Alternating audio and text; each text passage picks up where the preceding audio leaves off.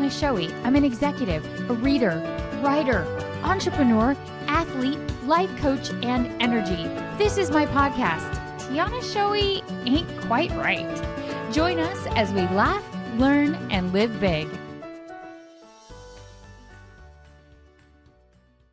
Hello, everyone. This is Tiana Shoei, and welcome to my podcast, Tiana Shoei Ain't Quite Right. And of course, if you've listened to this podcast before, you know that it is very appropriately named Tiana Shoei Ain't Quite Right. Thank you guys so much, as always, for tuning in. It really does mean so much to me. As I'm watching my audience grow, I'm humbled by the fact that I have so many wonderful people who tune in and provide me such valuable feedback and insight. You guys are the best. Thank you so much. And thank you for just joining me on this journey that says that I understand that growth is a journey, not a destination, and you're not willing to settle for status quo, but truly find greatness for your life. And that's really kind of my heart about this, my heart for this whole podcast. Now, my intention for today's podcast, I've had these topics that I'm going to talk about over the next few episodes. I'm actually going to do a series. I'm breaking the rules. If there ever were rules, I'm breaking them. What's the saying? I love this saying. The student is learning the rules. The teacher knows the rules, and the master knows there is no rules.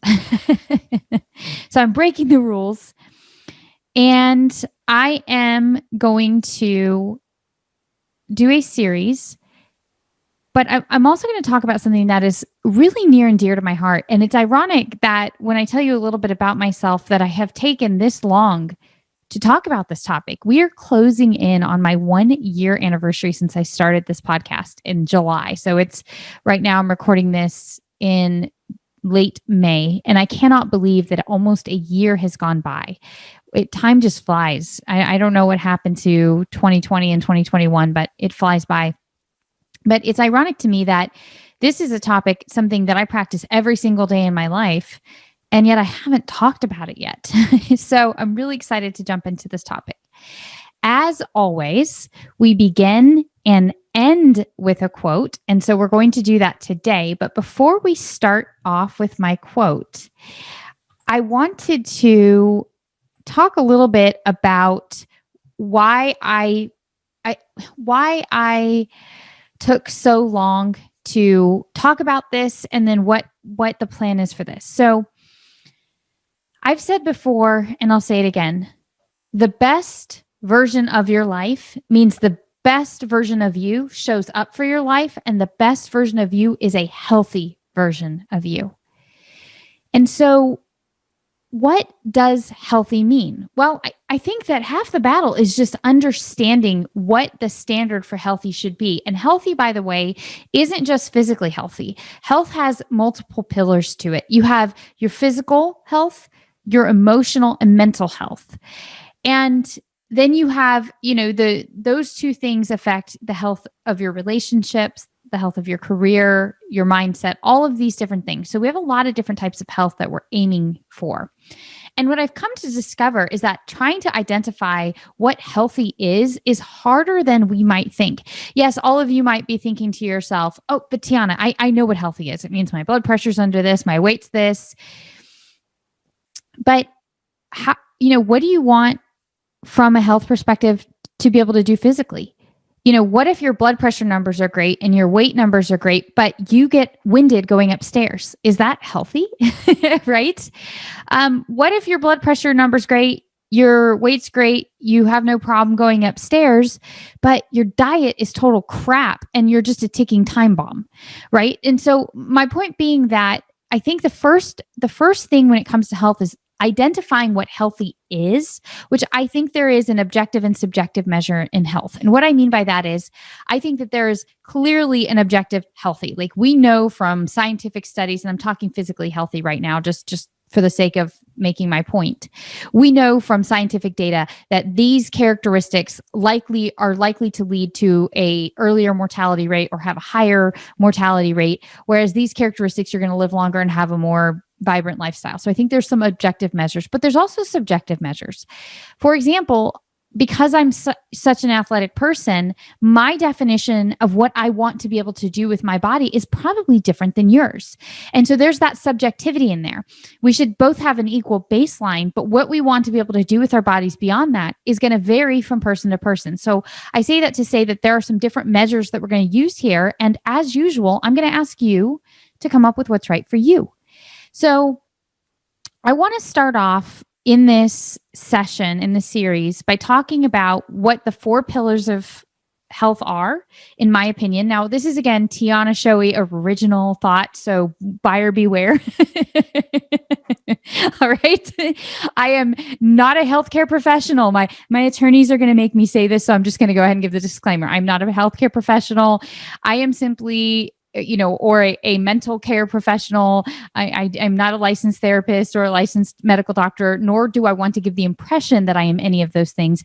I am a person. I am a human being on a journey to discover the best version of my life. And I'm sharing with you the ideas, the concepts, the things that I have learned on this journey. And in case you haven't figured it out yet, I'm a little bit of a book nerd. And so I've done a little bit of reading, and by a little bit, a lot of reading on these topics. So in Tiana Shoei gathering all the information she's gathered, I have come up with what I call 4 pillars of health. And so those 4 pillars of health are going to be your physical fitness, your diet. So I should say physical fitness should be exercise, your diet, sleep, and mental health. Okay, so I'm going to do those 4 categories: physical fitness, diet, sleep, and mental health. That's going to be the series that I talk about, those 4 different categories. And so in today's category, I want to talk to you guys about food. And I think that food will probably, in and of itself, be a multi-part series. Right now, I'm just going to start off with a summary, and we'll kind of see organically where it goes from there. But today's podcast on the 4 pillars of health that I want to talk about, based on the way that I'm going to approach this topic, the reason that I wanted to start off with food is you literally are what you eat. Now, I have read many, many, many different health and nutrition books in my life because, again, this is something that I'm very passionate about. I've read everything from vegan books to vegetarian books to keto books to a variety of things. So let me just kind of walk you through some of the books that I've read, not all of them, but some of them. I have read I've read Eat to Thrive. I have read The All Day Fat Burning Diet, The Microbiome Diet. I have read Eat Smarter. I have read Grain Brain. There's a few more that I'm not thinking of right off the top of my head, but those are kind of the main ones that I've drawn a lot of nutrition advice from.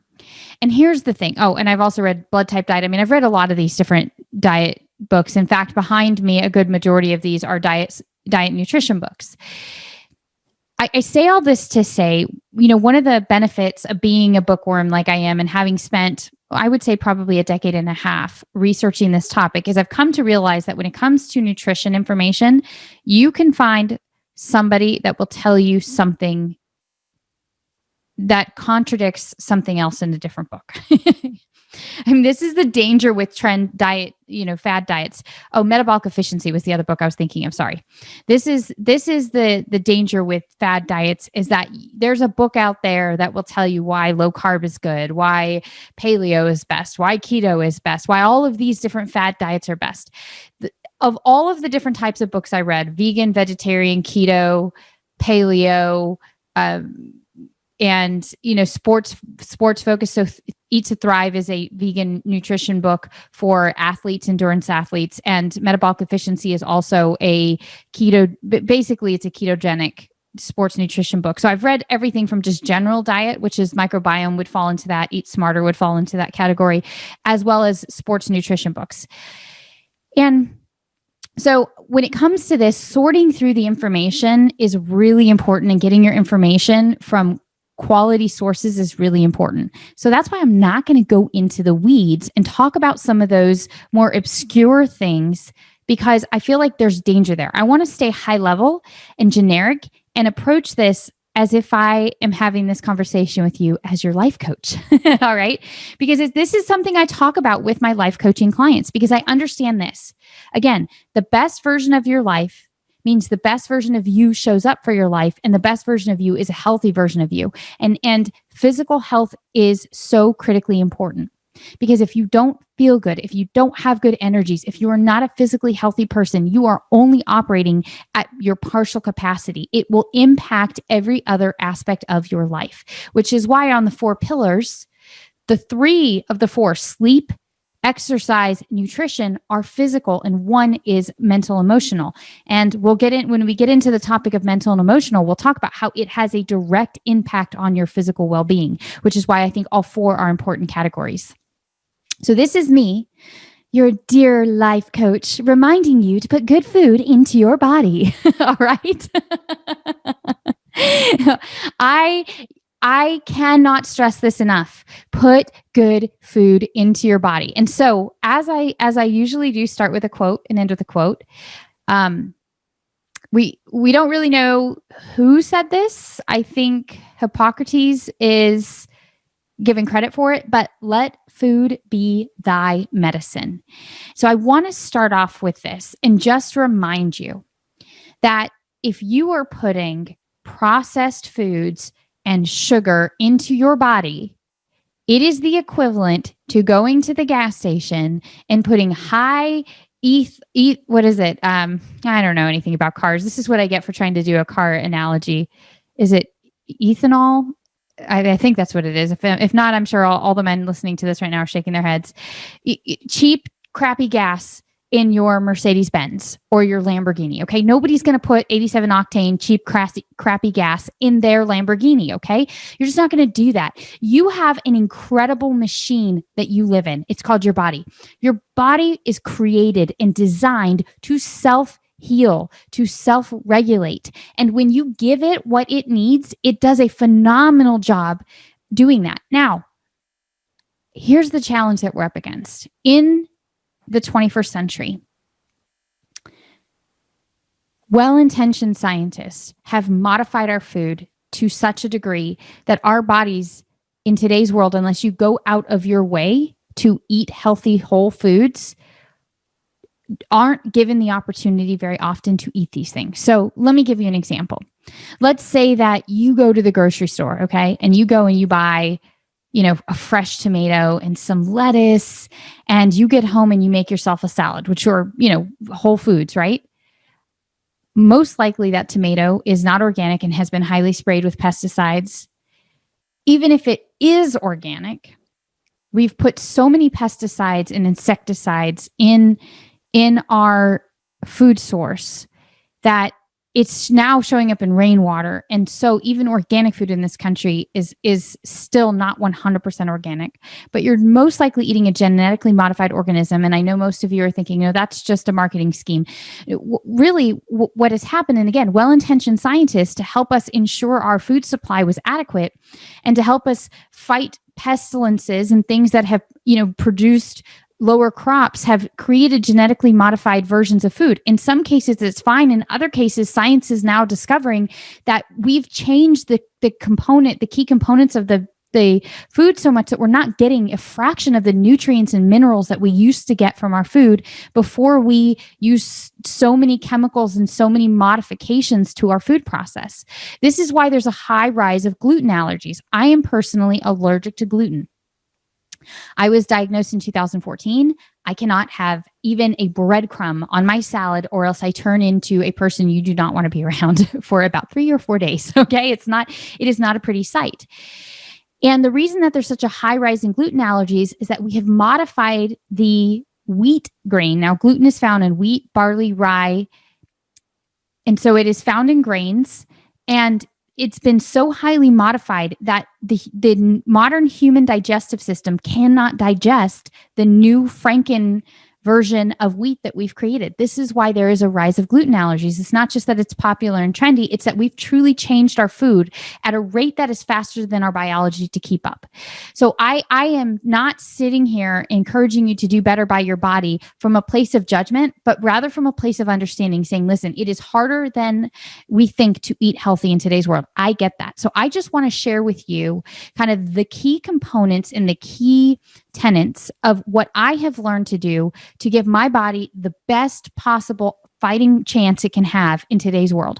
I have two things working against me. First of all, I'm allergic to gluten and dairy. So I'm so much fun. Just bring me to a pizza party and I can't wait. I'm just kidding. Let me tell you how much it sucks to be allergic to dairy. I could leave the gluten. There's so many great gluten-free alternatives now. I'm like, yeah, whatever. It's the dairy that breaks my heart every day. But I also have an autoimmune disease that is being caused by what's called leaky gut. And now there's more research coming out on what leaky gut is and how it's caused. And so I have to work really hard to help keep my gut healthy and healed so that way I don't have negative effects to food. So I'm going to talk about that in a little more detail in just a minute. So I'm just sharing with you my hard-earned journey of learning how to put the right food into my body. So with that said, I'm just going to ask you before I jump into this, what is a healthy diet? If right now you were asked to sit down and write a paragraph, describe a healthy diet, how would you describe that diet? I think this is harder to answer than we realize because once upon a time we were given a food pyramid that had grains as the biggest part of it. And the more research that we've done, the more we realize that food pyramid is not the way it should be. We should have very few grains in our diet. We should have more fruits and vegetables and healthy meats in our diet. And so as research and as we've advanced as a species and as a society and as a culture, we've come to realize that what we were taught is healthy is not as healthy as we think. So I listed off a bunch of books at the beginning of this that I have read on this particular topic. And of all of those that I've read, and I didn't list every single health and nutrition book that I've read, you guys got better things to do than listen to the library that's rattling around in my little tiny brain. But the one that has had the biggest impact and that I felt did the best job covering a wide spectrum of nutrition advice is the book Eat Smarter. And I'm going to highly suggest that you read that book. And let me tell you why. At the very beginning, I said something. I said, knowing what is healthy is half the battle. In that book, Sean Stevenson does a great job just hitting the baseline important things that you need to know what it is to be healthy. And if you're sitting there saying to yourself, I don't need to read a book to know what's healthy, Tiana. Okay, then let me ask you this. What is your microbiome and how do you keep it well balanced? Would you eat yogurt to do that? Well, what if I told you that yogurt is one of the worst things that you can eat to keep your microbiome healthy? What if I told you that if you ate fermented sauerkraut and did garlic protocol, that is actually better for your microbiome? Or what if I asked you, are you getting enough micronutrients? And what about your mineral intake? How are you doing with that? That may stump some of you. And I'm not saying this to be condescending by any means. What I'm doing is trying to bring to light topics that are now being researched by science that have not been that are new emerging science and technology and information. And unless you stay on the cutting edge of nutrition, you're not likely going to know about them. What Sean does a great job of in his book is he goes through the research, peer-reviewed research studies, and he says, this is what the research is showing. And he talks about really key important things in that book, like if you sit down and think to yourself and have a positive experience with your food and think this is going to be a nutritious, healthy meal, your body actually absorbs more nutrients. Wait, what did I just say? Yes, what I just said is what I just said. He talks about that in the book. They've done scientific studies to show that even the mindset that you have when you sit down and eat impacts your body's ability to absorb and utilize nutrients. Again, this is all new science that's coming out in the field of nutrition, and it's not coming from the got milk that's making money getting you to drink milk, right? So the part of the problem is so much of our nutrition information that we have gotten in this country has been based on marketing campaigns. get you to buy their product instead of scientific data. And that's what I love about Sean's book, is that he provides you peer-reviewed scientific studies that are not marketing ploys to get you to eat their crap. And that's why it's so hard to navigate this field of what is healthy, what is not healthy. So here are the basic foundational things about food that again, Sean is going to go into a lot more detail. I cannot recommend enough that you read his book. He also has a great podcast, and I will put a link to his podcast in the show notes so you can listen to it. I love listening to Sean's podcast. I have learned so much. And in fact, I talked about this before, and I'll go ahead and admit it. I put on a little bit of weight during COVID. I'm probably because I had 24/7 access to my pantry. And I struggled to lose 10 pounds, which, given the amount of activity that I'm involved in, should have been nothing. And it wasn't until I read Sean's book and I understood how to balance my blood sugar that I started losing weight. And now I just simply follow his nutrition advice, and the weight just has fallen off of me. Yes, I've had to make changes, but they're changes I'm happy to make. And actually my body is thriving. It's very similar to what I read in the all-day fat burning diet, but the all-day fat burning diet, which is again another great book, is a little bit more on the extremes. I learned a lot from Yuri Elcom in the all-day fat burning diet, but he has a 5-day food cycling program, and I followed that for a long time, and I love it. I do kind of a modified version of that with Sean. What Sean says is a little bit newer and more updated information, but very much in line with what Yuri Elcom puts in the all-day fat burning diet. And Yuri touches a lot of the same things as Sean. The only thing that Yuri talks about that Sean doesn't talk about is getting up in the morning and getting natural sunlight to start the healthy cortisol production to end your melatonin production. And that was something that I learned from Yuri, which is why I start every morning when it's not raining with a walk. This first thing I do, I roll out of bed, I grab my poor little puppy dog, who is my walking companion, and I go for a walk, and I get natural sunlight in my eyes before I have a cup of coffee or any caffeine. I love to have a cup of coffee in the morning because I love the way coffee tastes. I drink it black. I know I'm a weirdo. I once had a nutritionist tell me, if you can't drink your coffee black and you have to have cream and sugar in it, then all you like is coffee flavored ice cream. And I was like, that's a good one. So anyway, I learned about, how our body, naturally increases cortisol and melatonin, and how we want to start that process. Sean covers most of that in his book, Eat Smarter. Yuri just happened to mention that getting that sunlight first thing in the morning is a great way to get your body's natural circadian rhythm in tune with the earth, and getting the sunlight to start that cortisol production, which cortisol in moderate amounts in your body is healthy. It's how your body wakes up. And so that's how I start my day. Instead of depending upon caffeine to wake me up, I depend on the sun to wake me up, which has its pros and cons, because in the winter, when the sun doesn't come up until 7:00, it makes the first hour of my day not fun. All right. So I've gone in a lot of different directions. As you can tell, this is something I'm very passionate about, but I want to just kind of focus on the nutrition again. Okay. So here are the core tenets of things that I have learned about nutrition, and I would love to challenge you to implement these in small pieces in your life. If you try to take on too much, it will be overwhelming, and you'll find yourself bailing. And so, for example, I have a coaching client right now that literally eats no fresh fruits and vegetables at all. None. 100% frozen food or fast food diet. And so in the case of this particular person, we started off with number 1, don't drink your calories. Okay. We got rid of all of the sodas and sweet teas and junk drinks and replaced it with water and some other alternatives. Like, I like to get sparkling flavored spring water, not sparkling water, not LaCroix. I used to do that until I learned about the minerals in sparkling spring water.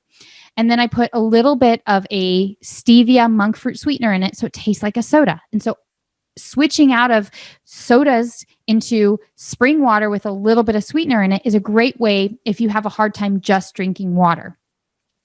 So we started off that, and then I said, okay, now let's just put 2 vegetables a week into your diet. I want you to make broccoli one day a week, and I want you to make a sweet potato one day a week. So I give you that example to say, start off with small, simple changes. Okay. So the first thing that I want to talk about is your hydration. Now, you've heard over and over again, drink enough water, drink enough water, drink enough water. Yes, that is important, but there's a caveat to that. If you drink too much water without replenishing your minerals, you are going to be mineral deficient. And we are mineral deficient if you are an American, especially, and even in most countries, because we have overfarmed our food and we just don't get the minerals that we used to get in our diets. So I drink water with minerals, trace minerals put into my water. I will put a link in the bio. I don't make money on this. This isn't like an Amazon deal where I get money. I'm just going to put it in there for you. I just have a little dropper and I put a few drops of minerals in my water. So that way I am not flushing out necessary minerals in my water intake. And so everybody's going to need a different amount of water because I am not a licensed anything, but troublemaker. Research for yourself how much water you should be drinking, but do not drink plain water. Drink it with trace minerals. You cannot taste it. Most of the time, if you put 1 drop too many, you'll taste it, but barely. And it's a good way to ensure that you are not flushing out your necessary electrolytes. There's a lot of different ways to get minerals. I just like to do the clear trace minerals in my water. The other thing is when it comes to drinking water, making sure you get your timing right. You don't want to drink water before you eat a meal because what happens, or during too much water right before or during a meal, because what you do is you'll dilute your stomach acid. I was such an avid water drinker and did not realize that I was diluting my stomach acid. So then I had to take stomach acid to offset how much water I was drinking. and then I just figured out I just need to just not drink water until my food has had a little bit of time to digest, other than a few sips here and there. A little bit is fine, but drinking massive amounts of water while you're eating will dilute your stomach acid. The other thing is just don't drink your calories. Just don't, okay? That's an easy way to get rid of junk in your diet. Now, that does not mean drink soda. I'll tell you what I drink. I will have an occasional alcoholic beverage. Very, very rarely do I drink anymore these days. It's just not worth it for me because it destroys your microbiome. It's unnecessary calories and it's unnecessary sugar. So occasionally, when I'm with family and we have an event or something like that, I will have a drink, but I've gotten to the point where I've pretty much taken alcohol off the list altogether. But that's up to you. If you want to drink in moderation. There are so many reasons why you want to drink in moderation. Yes, I know that red wine is good for your heart, blah, blah, blah, blah, blah, blah, blah. No. Okay. At the end of the day, excess amounts of alcohol, more than a couple drinks a week, are bad for your body in so many different ways. And we can justify all these weird, random, obscure studies that tell you otherwise. I'm just going to tell you, don't drink your calories. Just don't drink your calories and don't drink artificial drinks. And so what I drink is black coffee, tea, all organic, by the way. Coffee, everything I eat and drink is organic, by the way. I should specify that. Coffee is the most chemically treated crop in the world. You may as well be at the end of the year, sit down with a bag of pesticides and take a few spoonfuls and eat them if you're going to drink coffee that is not organic. Now, I know that sounds really extreme what I just said, but I cannot stress this enough. If you are not drinking organic coffee, you are introducing all kinds of harmful chemicals and toxins into your system because of how heavily chemically treated coffee is. You can get organic coffee in a lot of different places if you're like me and you love coffee. My husband and I even have an Nespresso. Nespresso has organic coffee. And what my husband got for me is a little refillable coffee pod. So I go to the grocery store, buy my organic coffee, and just make my own pod every morning. It's also more environmentally friendly because I'm not using new pods. So drink organic coffee. Teas, again, they're all organic. And so I drink coffee, tea, water, and sparkling spring water with flavor. That may sound incredibly boring to you, but diet sodas, the chemicals, the toxins in those, you guys, please, I will beg you to get rid of those things from your digestion. You may not have faced the consequences yet, but your day is coming. I'll tell you a story, and this is a true story. I knew somebody who drank a liter of Diet Mountain Dew a day. The calcium depletion in this person's body from that consumption of liquid. This person was a multi-offender Ironman. Okay. So this person did multiple Ironmans, over 12. Okay. This person was out for a run, but because they drank so much Diet Mountain Dew, while this person was out for a run, their femur snapped in half. And it was directly correlated to the junk drink that this person was consuming on a regular basis. What you are doing to your liver, to your kidneys, to your blood sugar, to all of the other functions of your body by introducing these Franken foods, these chemicals, I can't even I'm out of words. And for me to be out of words, that should tell you something. Okay. This is really super important. Get rid of the junk drinks. I know water doesn't taste good. I get it. But let me tell you something about the human body. Okay. This is a secret. And I promise you this is true. If you eat a lot of processed foods or fast food or restaurant food, your taste buds are adapted to those things. And Sean talks a lot about this in his book, Eat Smarter. When you start to eat a healthy whole foods diet and you get rid of these things, your taste buds and your taste adjusts to a diet. So now my diet, I don't crave junk food anymore. I love the taste of healthy, nutritious food because that's how my body has adapted to what I put into it.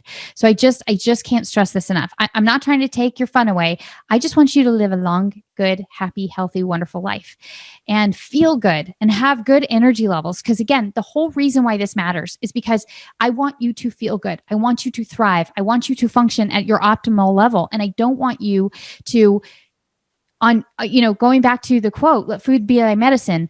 On one hand, you're over here at the doctor's office taking pill after pill after pill to offset what you could fix with your diet. Do you see the irony in this? I once read a quote from a doctor that I put up on my social media a lot.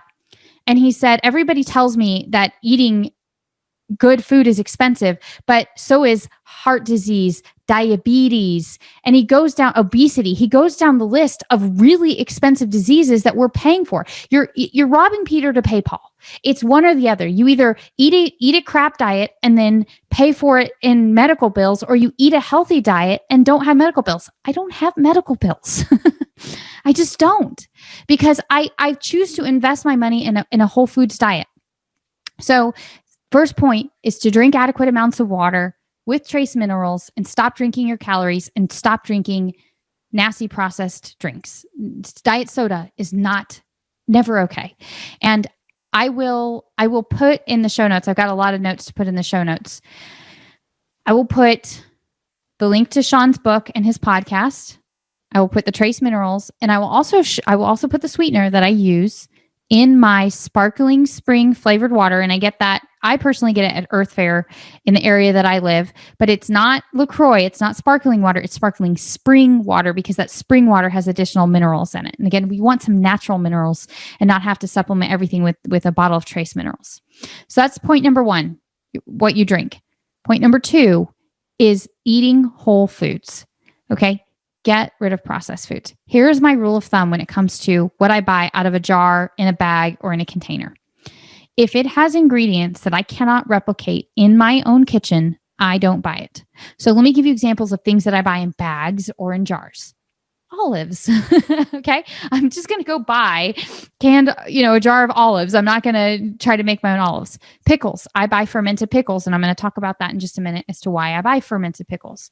You'll see things like healthy salad dressings that don't have hydrogenated oils in it. I get stuff. I make a lot of my own salad dressing too. I usually just use balsamic vinegar and olive oil, but sometimes just to mix it up, I'll get some sugar-free, healthy salad dressings. Nuts. I eat a lot of just raw and sprouted pumpkin seeds are great, or just nuts. Even some salted. Salt is not a bad thing, by the way. And this is, again, if you follow me on Instagram or LinkedIn or Facebook, I put up stories a lot from a particular nutritionist who talks a lot about how we need more salt, like healthy, good salt in our diet. Not table salt, but Himalayan salt or sea salt that has minerals. Again, we are so mineral depleted in this country that getting good, healthy salt into our diet is not a bad thing. It's not what we've been told it is. So, I do things like nuts. I will do certain things like whole grain rice. Obviously, rice is another thing that I get bagged. Simple Mills has great products that are like baked goods, if you want cakes or crackers, and they have 5 or 6 ingredients. That's it. You're not going to have any of these weird things that you can't pronounce. So if there's just a process, that I can't, I'm not going to make homemade crackers. I'm sorry. I'm just not. I don't eat a whole lot of crackers, but Simple Mills has great options for those types of things. So I always read the ingredient list. And if I cannot replicate the food in my own kitchen, if there's things on there that I cannot pronounce, I just don't buy it. Just don't buy it. It's that simple. So get rid of processed foods out of your diet. Now that may be a big leap for a lot of you, but again, the problem with processed foods is all of the additives, all of the chemicals, all of the other things in it that your body has to, everything you put in your body, it has to figure out what to do with. And your liver and your kidneys, become that filter. And if it's astounding to me, because if you wouldn't drink water out of a pond without filtering it, why would you put food in your body that is filled with just as much junk that your liver has to filter? What you don't eliminate from your diet, your liver and your kidneys become the filter for that.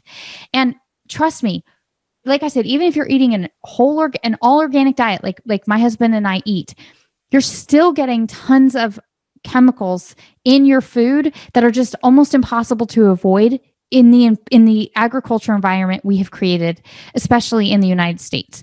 So again, the less of a burden you can put on these systems in your body, and they're designed to do this, so they're very efficient and effective, the happier and better off you will be. So get rid of processed foods. Eat a lot of vegetables. I eat, one of the things that I like that Sean talks about in his book is add more green into your diet. Rather than thinking just of taking away, think of adding more green. So I eat greens at least 2 meals out of the day. When I eat, I fast often. So when I eat full 3 meals, I try to even get greens in 3 meals a day. You're thinking to yourself, gross, how would you eat greens 3 meals a day? Well, let me give you some examples. In the mornings, I will sometimes make a spinach smoothie. And when you take spinach, a little bit of a high quality organic, I have to use vegan because I can't do dairy-based protein powder mixed with some berries, and I choose berries because they're low. They don't have a lot of sugar in them, so they have a low glycemic index. They don't spike your blood sugar as much as, say, a banana or mango or pineapple. I stick to things like, I put a little bit of pineapple, but strawberries, blueberries, blackberries, raspberries, foods that are low in sugar. So I'll make a smoothie with spinach. When you mix in all the other ingredients with a little bit of almond milk, I make my own homemade cashew, almond, coconut milk. I have what's called a happy cow.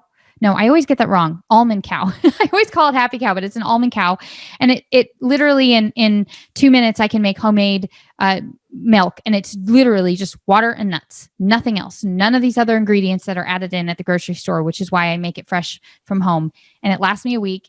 5 days is usually the shelf life, but I make it Sunday and drink it through Friday. And it's easy. Put it in and it tastes delicious. Okay. So I get spinach in the form of a smoothie, or I'll make a scramble. I love scrambled eggs. And sometimes I'll scramble spinach and onions and tomatoes in with my egg scramble. Or one of my favorite scrambles to make, and this falls a little bit out of the vegetable category, but it still counts to me, not in the greens category, but in the vegetable category, is I will bake a sweet potato and take a little bit of baked sweet potato and scramble it in my egg scramble, and it tastes delicious. So, in the book, Eat Smarter, he'll go through with you, and Sean Stevenson will go through with you and talk to you about why you want to eat high protein breakfasts and how that will radically change your body and how hungry you are. And you don't want to have a ton of carbs in your breakfast. And he explains to you why and the science behind that. And so you'll see me do a lot of protein heavy breakfasts. And so I like just, a hard boiled egg.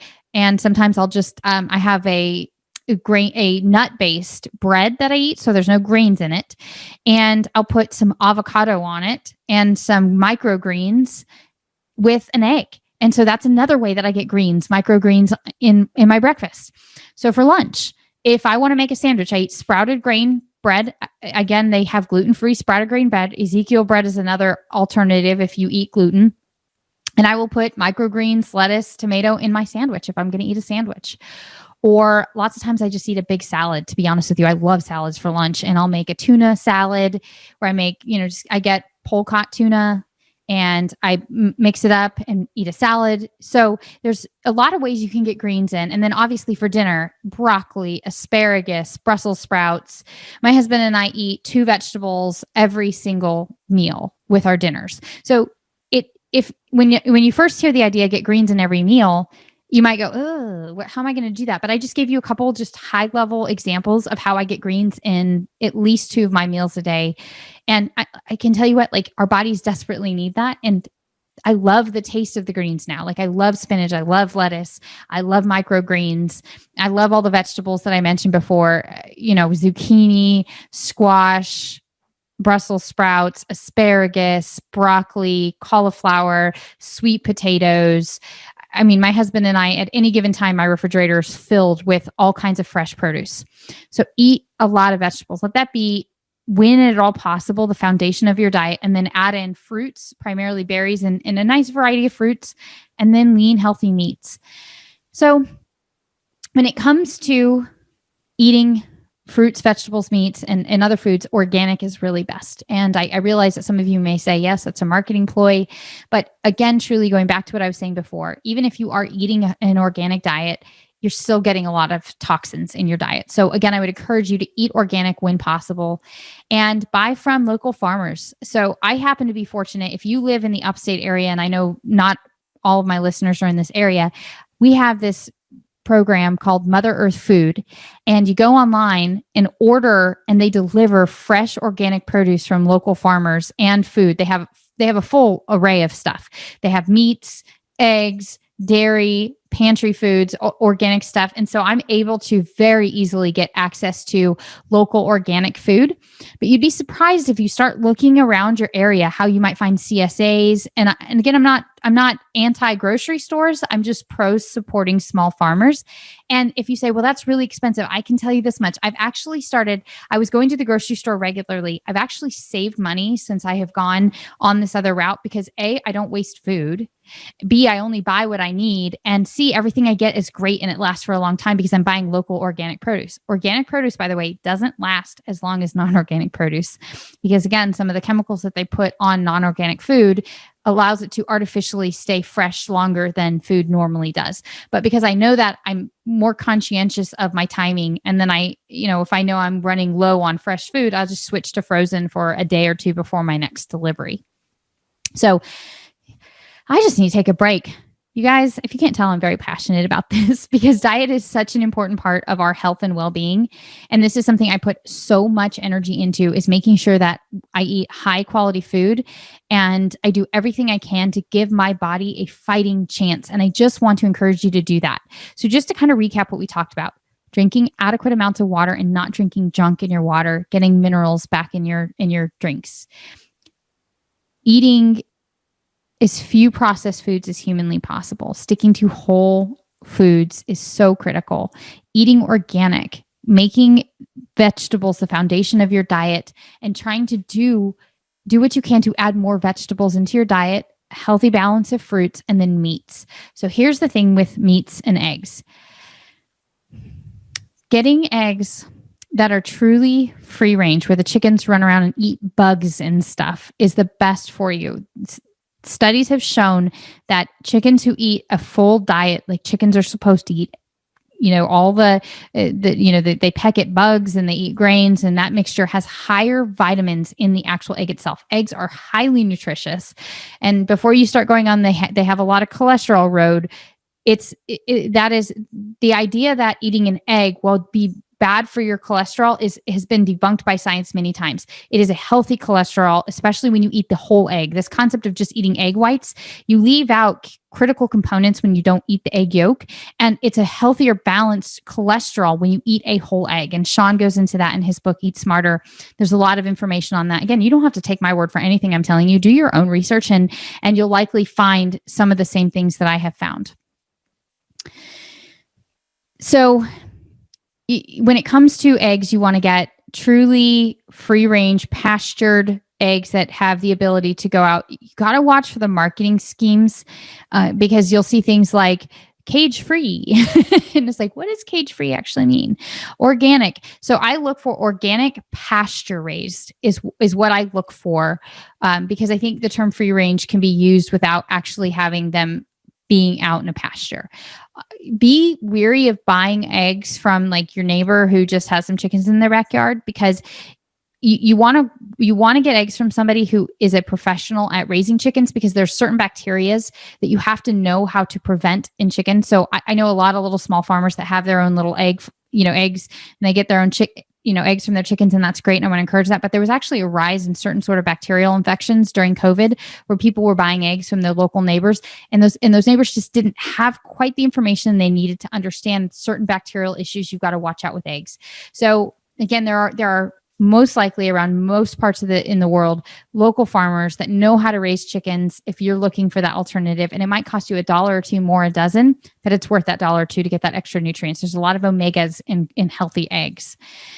When it comes to meat, keep in mind, we need very little meat to survive as humans. It's again, that's why there are vegetarians and vegans who do fine if you're willing to do the work it takes to make sure you're getting whole chain amino acids and complete proteins in your diet, which is another story for another time. I was vegan for several years, so I understand. I had a lot of health issues because I wasn't a full-time nutritionist able to dedicate my time to making sure I was getting complete proteins and full chain amino acids, which is harder to do than you think.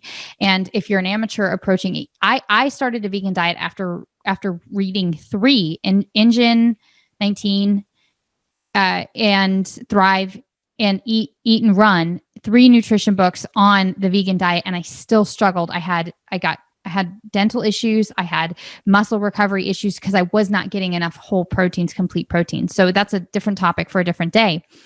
But when it comes to meat, we don't need that much. And so, you on average only need about 4 ounces of meat, a meal, really. So my husband and I, we split 8 ounces of meat most of the time. You don't need as much as you think. And so when you think in those terms, yes, you pay a lot more for organic free range food, meat, but you don't need to eat as much as you think you do. And so offset some of that cost of meat to get healthier meats with more vegetables. Who doesn't want to eat more vegetables? I know you're sitting here thinking, have you lost your mind, woman?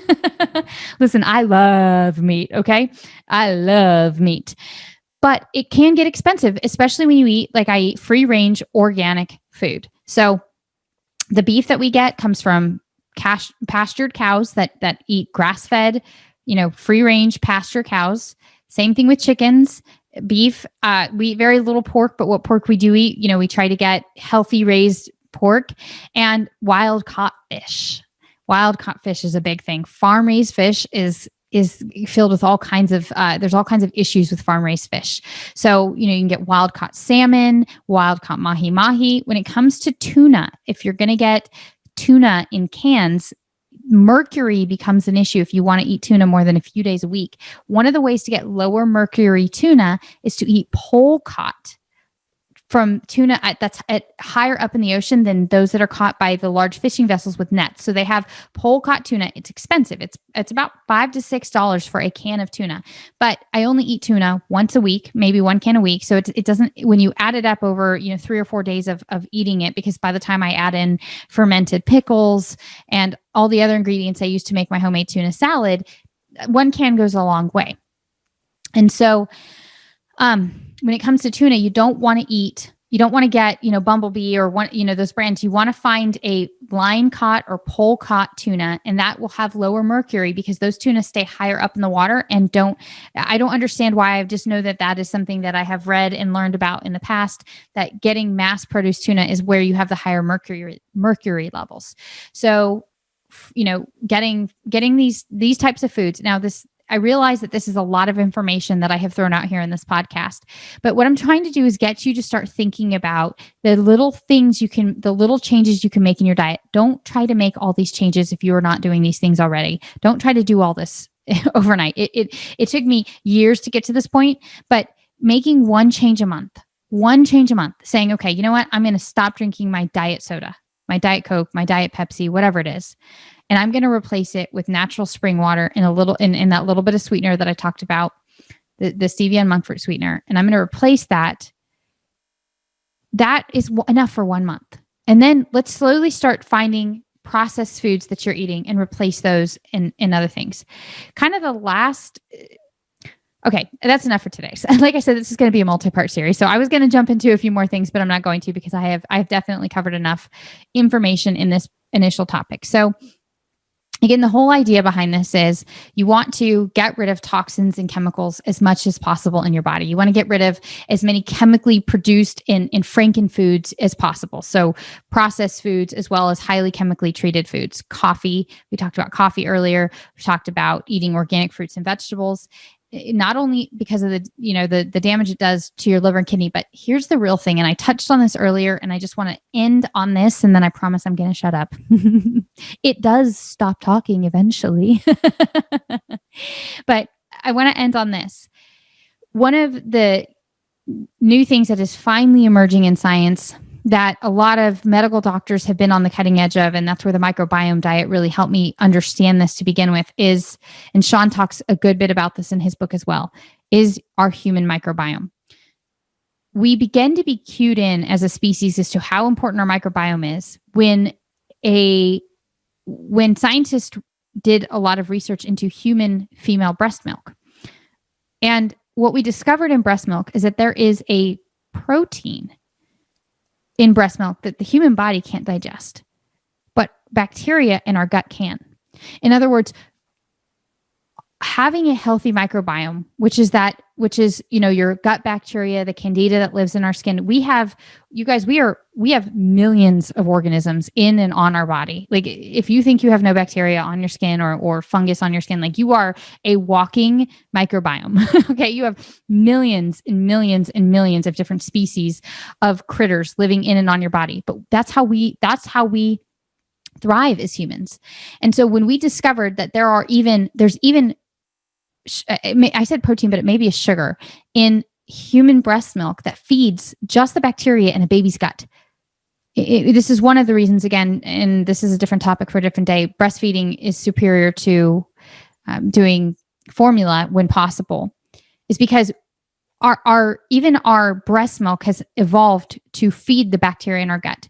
And unfortunately, what we didn't realize, with every action, there's an equal and opposite reaction. With our introduction and understanding of having antibiotics available to us, what we didn't understand is that we destroyed our guts in the process of having too many antibiotics.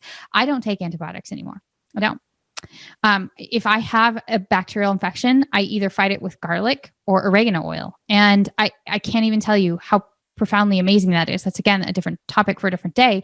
But garlic and oregano oil are fantastic because they kill bad bacteria in your body, but they feed good bacteria in your body. And so having a healthy microbiome is, and Sean goes into great detail in this book, and the microbiome diet is another great book that talks about this. It is pivotal to being a healthy person. If you have an all-star diet and you can run 100 miles with no problem, and you drink and you sleep and you have all the other foundations right, but your gut is unhealthy, you will eventually end up having severe health issues down the road. And I know I'm that person. I was that girl who could run 100 miles, ate perfect diet, had all these, had all these things going for me. I didn't smoke, didn't drink all that much. But because I had an unhealthy gut, I was sick all the time. And so what we're learning about gut, it's called leaky gut, is the common term. Gut hyperpermeability is the more technical medical term for it. What we've learned is that there's two key components to having healthy gut. First of all, not having the lining of your gut with essentially openings in it that's allowing things that should not go through. That's what my leaky gut is. And having the right healthy balance of good bacteria and bad bacteria in your body. Here are the things that are going to throw that balance off. Too much sugar in your diet. This is another conversation for another day. I didn't go there today, but that is probably what I should have led with, to be honest with you. Processed sugar, cane sugar, high fructose corn syrup should 110% be eliminated from your diet. The only sugar I get in my diet, is a little bit of honey and what comes in fruit. Otherwise, no sugar for me at all, because sugar feeds candida, which is a yeast that we have in our body, and an overgrowth of candida has all kinds of symptoms and issues, but it feeds bad bacteria in your gut. And so when you have an unhealthy balance of bad bacteria in your gut versus good bacteria, the symptoms are unbelievable. Fatigue, bloating, moodiness. You will have gas, digestion issues, attention issues. It's unbelievable how many health issues tie back to your gut.